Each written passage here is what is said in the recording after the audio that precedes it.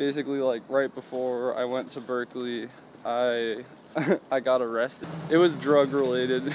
Yeah. But basically I was on probation for 6 months, and that's like when I thought of one of my friends called me Sober Rob as a joke, because I mean I like smoking weed, so he wasn't used to seeing me sober. I had actually decided to leave Berkeley right after, a couple months after I got booked for Brownies and Lemonade. I mean, when I was at Berkeley early on, it was mainly just shows, and I wasn't even really making much money. Mm-hmm. I mean, now I'm like kind of making money, but it's definitely a slow process of like building up. Mm-hmm.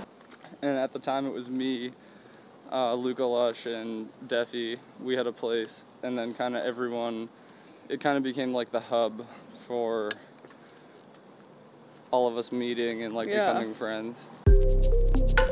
Hi, this is Lauren Engel of Sidewalk Talk, and I'm here with Sober Rob. What's up? Thank you so much. This is a really requested interview, so. Oh, awesome. Yeah. Fuck yeah. So were you born in Needham, or you went to high school there, or? Yeah, I was born in Boston. Oh, okay. And then I went to high school in Needham, and I went to 2 high schools, but one for just a little bit, so I don't really count it. Yeah. But yeah, I grew up in Needham. Where in Boston were you born? I think just. You mean just like a hospital there, like, right? You were like living literally there? Like a hospital in the city. Oh, okay. But my parents were living in South Boston, I think, but then they moved to Needham. I know because I went to school there. I went to Northeastern, so like I know it cool. kind of well. Yeah. Yeah, my dad went to Northeastern. Oh, what? That's crazy. So did Zell, actually. Oh, really? Okay, I'll ask you later. Oh my god, that's so funny. How would you describe yourself like back then in high school? I liked dubstep a lot. Yeah. And I didn't really go out that much. I had a good amount of friends, but I kind of just was known as like the music dude. And I like threw a show called Dubstock. Yeah. That was like Woodstock, but dubstep. At like the Town Village Club. Yeah. And that was like, I used to be known in middle school as like the Call of Duty video game nerd. Oh really? You were really into gaming? Yeah. And then I became more into like music, basically. Oh. What kind of music were your parents playing in the house when you were growing up? My parents weren't playing like anything crazy as far as like, I don't know, they just played a lot of like pop music from when they were growing up, and I wish I knew more specifically. Like my dad loves like Tom Petty and stuff. Oh, okay. A lot of like rock and roll from the 70s and 80s. But I was never too into that. I kind of got into like, I was always just really into pop music when I was little, and then I got into like rap in middle school. Do you remember the first CD you bought? I want to say Eminem, like, I forget which Eminem album it was. Mm-hmm. It was the one that Lose Yourself was on, I'm pretty sure. Oh, yeah. But I forget which one that was. Did your friends show you rap, or did you find it yourself? Like, initially? I'm trying to figure out where I first, like, the very first time. And I had one friend who showed me, like, I remember consistently showed me a lot of rap because he had an older brother who was into it, but I don't actually remember like the first time. Yeah. Or what the first song was. Mm-hmm. But when you were younger, you started playing, was it viola or something?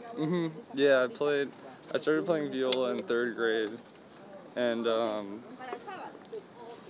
I had a middle school music teacher who was like really into, I don't even think he knew it was like, he didn't think of it, I mean, I guess he just called it electronic music, but there was no like electronic music really out at the time. It was kind of before Skrillex like did his thing and all that, so, but he got me to get like a sampler SP404 by Roland. Yeah. And so then I started using like GarageBand, and I was just making like stupid stuff on my like home computer in my kitchen. And then finally I got a laptop and got Logic and stuff. Yeah. In third grade, the like high schoolers, I think, came into my elementary school and gave us like, they like played all the instruments that we could choose to play in school for us as like an example. Yeah. And for some reason I liked I don't know if the viola player was just happened to be better than all the other players, but I liked viola the best, so I just chose that. Yeah. And then you took like a bunch of classes like outside of school? Yeah, I took like private lessons in like viola through high school. Did you join an orchestra or something? Thank you. I played in a bunch of orchestras the whole time, but I played in one that was like the Boston Youth Philharmonic. Oh, that's pretty big.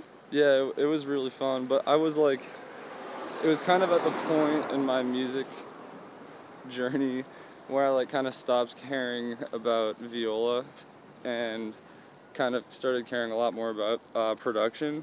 So basically I did the BYPO thing with, we had a really good conductor named Ben Zander or whatever, and he I don't know, he conducted some other big orchestras, but it was kind of above my level, and I think they just like needed violists because no one plays viola. But oh my god. I actually got into a lot of, the key is to play an instrument that no one plays, because you can get like, everyone needs you, so you can get a lot further. But I mean, I lucked out. I didn't like try to do that. Yeah. But that definitely helped me as far as like the whole orchestra thing. Then I just kind of got into production and stopped caring about it, and it was like, it would take up too much time for me to have kept doing viola to like its full extent. And I wanted to put more time into production. Yeah. Around what age was this? This was like 18. Yeah. 18 also and 19. end of high school. Yeah, so like 3 years ago. Yeah. Are your parents creative people? Yeah, I'd say so. They own a clothing company together, and my mom like does the designs and stuff. Oh, what's it called? It's called Habitat Clothes to Live In. Did they do that the whole time, or was it just like a recent endeavor? They started the company, I think actually the year before I was born, or like when they. Oh wow! Like right when my mom was pregnant. Oh, wow, yeah. That's crazy. And now they like have been growing it up until now. Do you help them with it too? It's like a family business, right? I mean, I've gone and like me and my friends went and like lift boxes over the summer and stuff. What does the stuff look like? It's like older women's clothing. Oh, so okay. It's not really anything like we would wear. I was like, do you rep it? Probably not. I mean, I would love to. Maybe I can try some of these styles out, but we'll see. Yeah. Back during high school, what were your favorite subjects? In high school, like non-musically, I assume. Yeah. I liked physics and geometry a lot. Oh, really? Yeah, those were definitely. I was really good at physics and geometry and really bad at like algebra. I mean, I wasn't terrible at algebra, but like physics and geometry wasn't like hard for me, and I liked it. What do you like about them? I think, I don't know, they just make a lot more sense to me as opposed to, I like the visual elements of it, I think, mainly because geometry is like the most visual form of like math, and it just is easier to bring together in my brain. Were you good at school? Did you like it? I mean, the main reason I didn't like school is because of the so much time out of school you have to put into it. Oh, like studying or? Yeah, but I always enjoyed I mean, I like learning new stuff if it's actually interesting, and even if it's in a classroom, but it's just so much time that you have to put in, then I have no time to do what I like more than that, which is making music and just other stuff. At what age did you realize that you wanted to do music full time? I knew I wanted, my mom first mentioned Berkeley to me. My parents are very supportive of like music and stuff.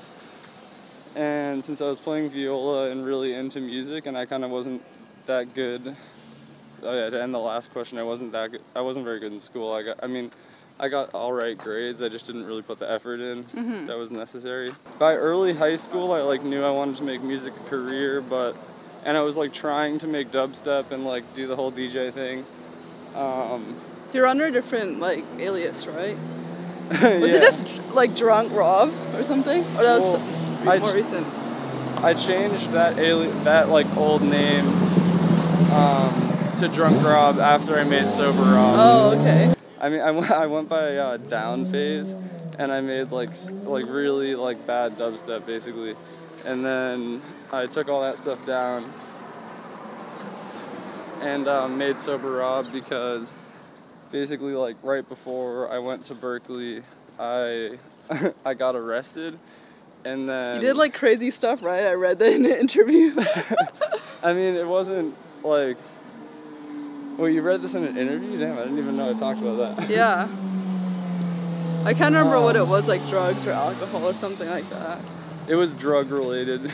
Yeah. But basically I was on probation for 6 months, and that's like when I thought of one of my friends called me Sober Rob as a joke because I like smoking weed, so he wasn't used to seeing me sober. And then I remember my mom had always wanted me, like she had given me name suggestions like Clean Rob, because Oh my god. she just like, I don't know, she wanted me to do it in like an unironic, like very serious way. Yeah. And it's not even that like Sober Rob is supposed to be ironic or anything. It just, I just felt like that name like fit for me, and I was looking for a new name, and it was like funny, so I don't know, it just worked out. And then it was also meaningful to me because I do feel like the reason I got like Sober Rob going is because I was like sober for those 6 months and actually like working really hard and focused. Actually, for like when you got arrested, what was your parents' reaction to it? I remember my dad literally, when I was like walking out the door to go, it was at a Skrillex concert actually in Boston, and earlier that day he literally said to me like, don't do blah blah blah. Yeah. And that was exactly what I got arrested for. Oh my god. Like he's like, god damn it. And basically I like ended up I called him from like the jail cell, and I was just like, I fucked up.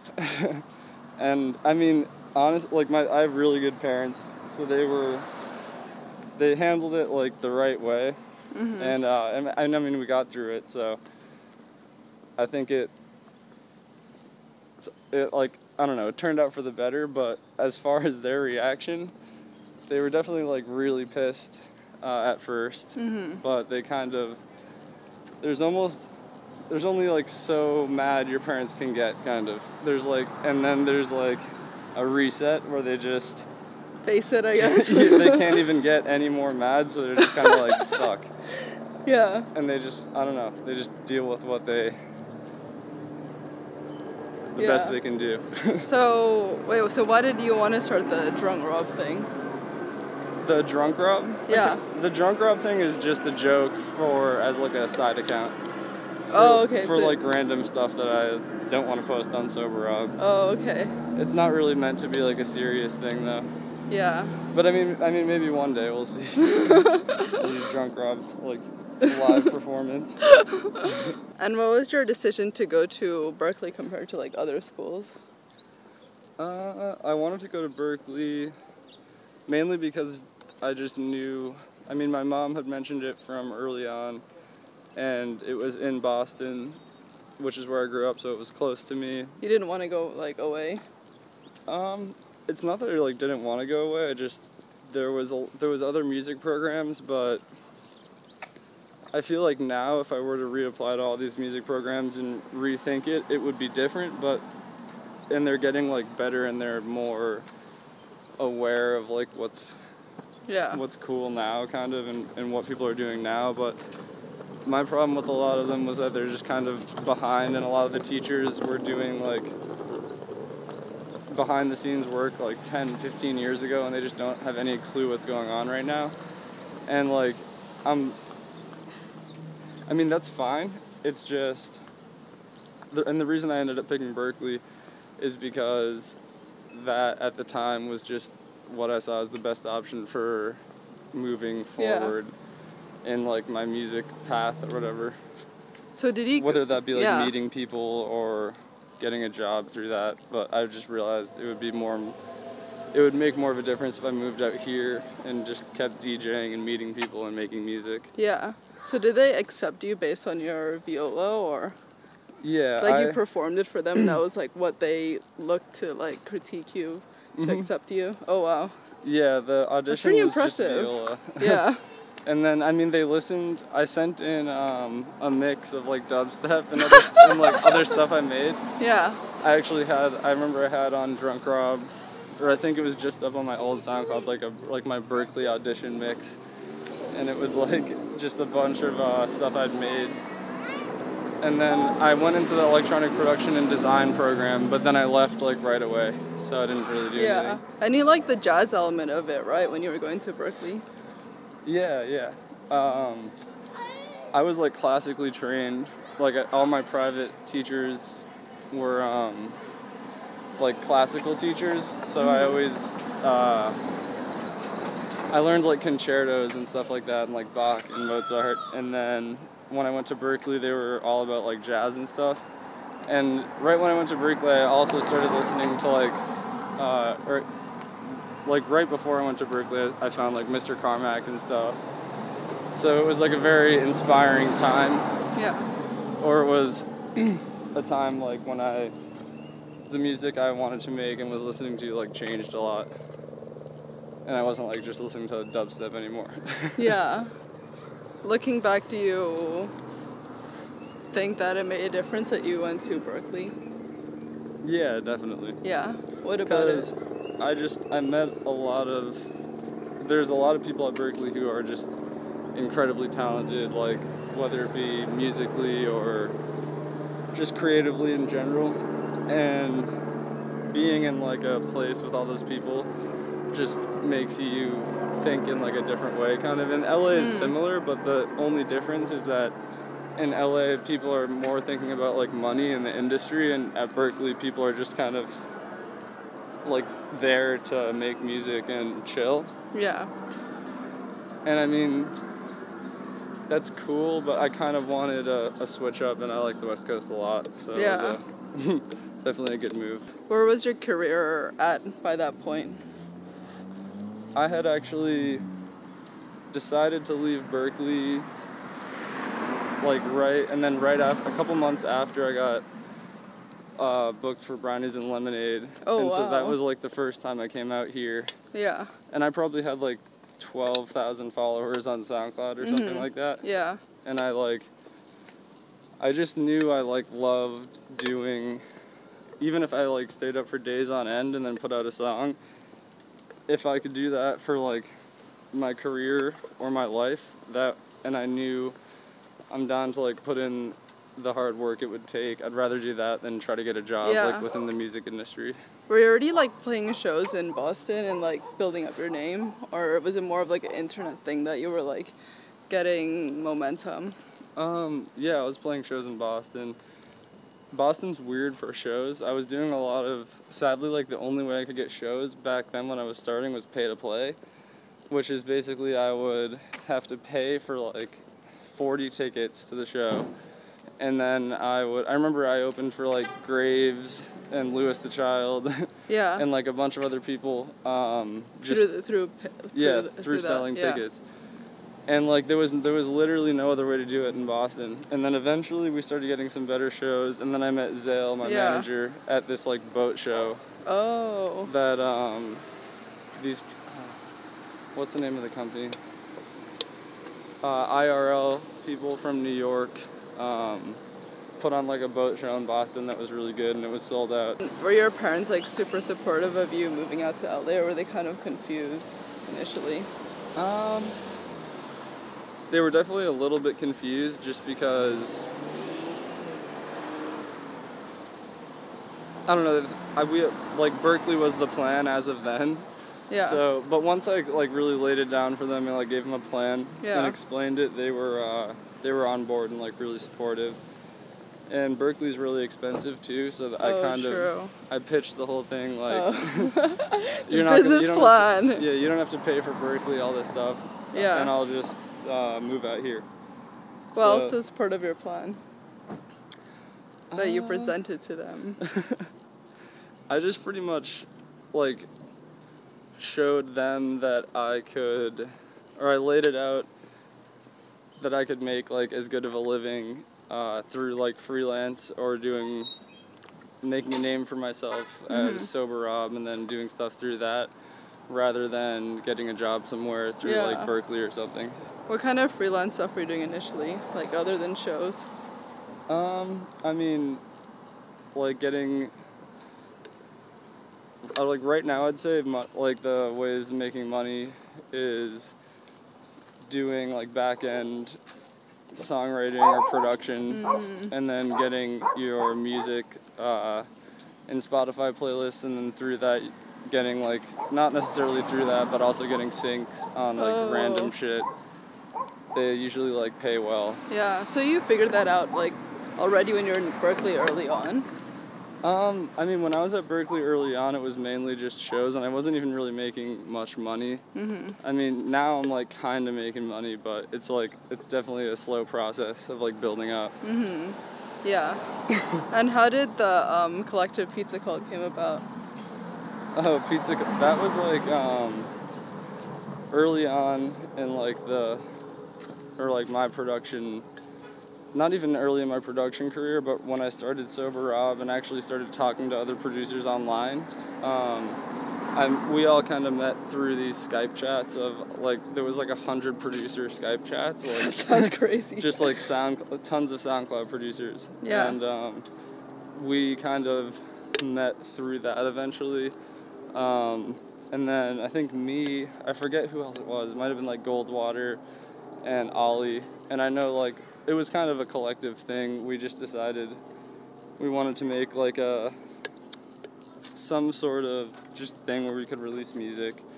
And then we all released one track and kind of decided, and we just never really did anything else. It's definitely not like over by any means, but we wanted it to just be kind of a for fun thing. Yeah. And it definitely has like we wanted it to have a certain vibe of like, I don't even really know how to describe it, but I feel like all the music we released on there has a certain vibe to it. Yeah. When you first moved out to LA, did you already know people here, like, because of the internet and SoundCloud? I knew, like, a small amount of people. I knew Defy, or I had reached out to, like, Defy, Mike, right before I moved here, and I knew,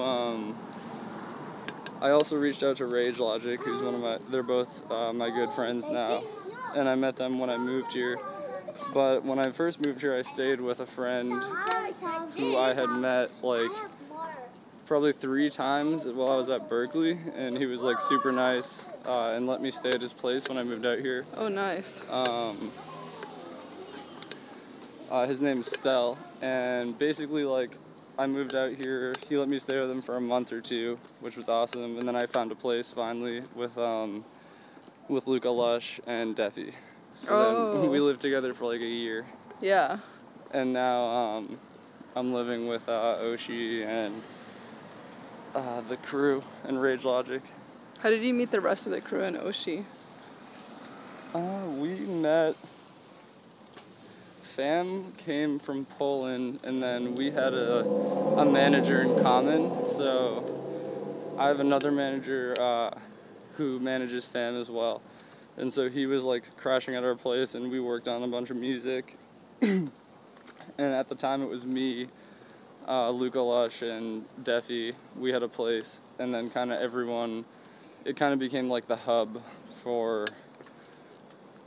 all of us meeting and like becoming friends. Whose idea was it to get the tattoo? I think Josh brought up the idea. We had like been up all night working on music, and we were just like overtired and like wanted to do something stupid. So we all like went. He brought up the idea, and then we were like, "Fuck yeah, like let's do it." And then we just went to the place and did it. And then for some reason we were just on a roll that day, and we like had just gotten 21 Savage merch from the like warehouse, because my other roommate works on like stuff with them. So we had like these full Slaughter Gang red sweatsuits, and we went to like this Major Lazer release party, and like I'm pretty sure people thought we were strippers, because we like we all ran in. There's like 5 of us in like sweatsuits, and it was just a funny sight to see. We like went really hard, and we all had the face tats. Oh my god! And people were just like, "What the fuck?" How do you think your music has changed from the early songs you put out? A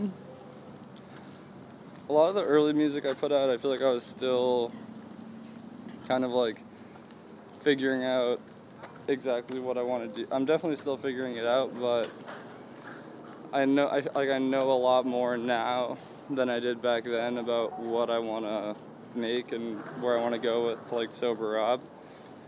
Back then I was kind of just doing like whatever. I would literally just make like whatever song I felt like making and then just put it up when it was done.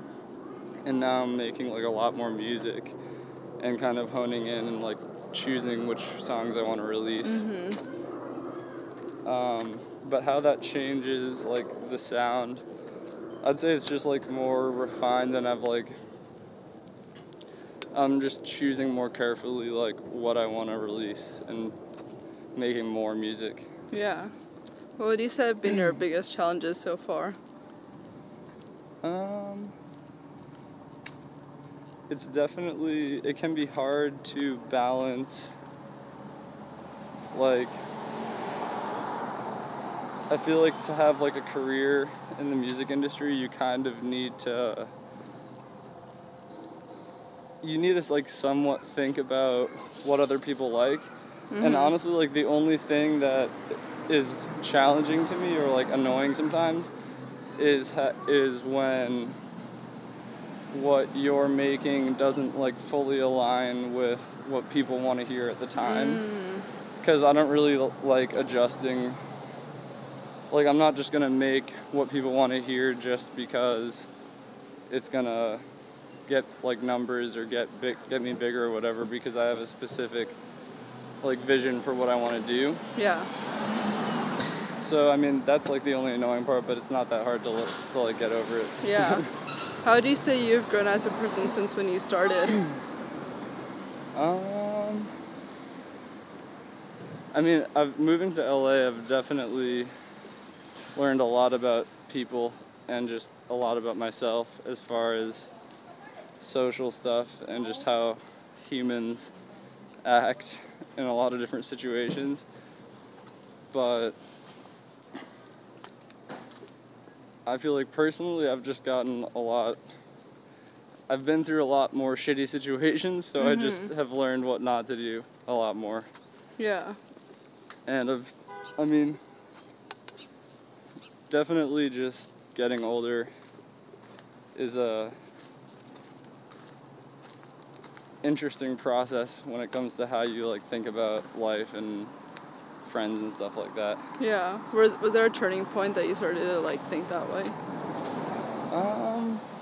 I'd say like when I moved out here, I started thinking a little bit differently, since I wasn't like in school anymore and I was really kind of out on my, like I had to do shit for myself. I wasn't, nothing was gonna like really be handed to me, like or I wasn't gonna get like a job or anything. Yeah. Or I just had to like think about stuff in a more I have to do it myself way. Right. Which made me like work harder and just try to focus on the things I can do and then how to showcase that, rather than trying to do stuff I'm not like necessarily good at. Last question. What do you want to be remembered for? That's a hard one. I mean, I don't really fully know the answer yet, but as of now, I'd say I would want to be remembered for making people, I just want to make people genuinely like feel a certain type of way, whether that be if they're feeling sad, they can listen to like a very emotional song of mine, or if they're feeling like hype, they can listen to a banger. And I mean, if people could still be listening to like the music I'm making now in like 50 years or however long, that I definitely want to be remembered for like my actual music, not, I want to be remembered for who I am as a person, but I feel like that should be able to be seen through my music. Yeah. Like I shouldn't have to just like describe it and lay it out for everyone in like a specific way. Yeah. Bye guys.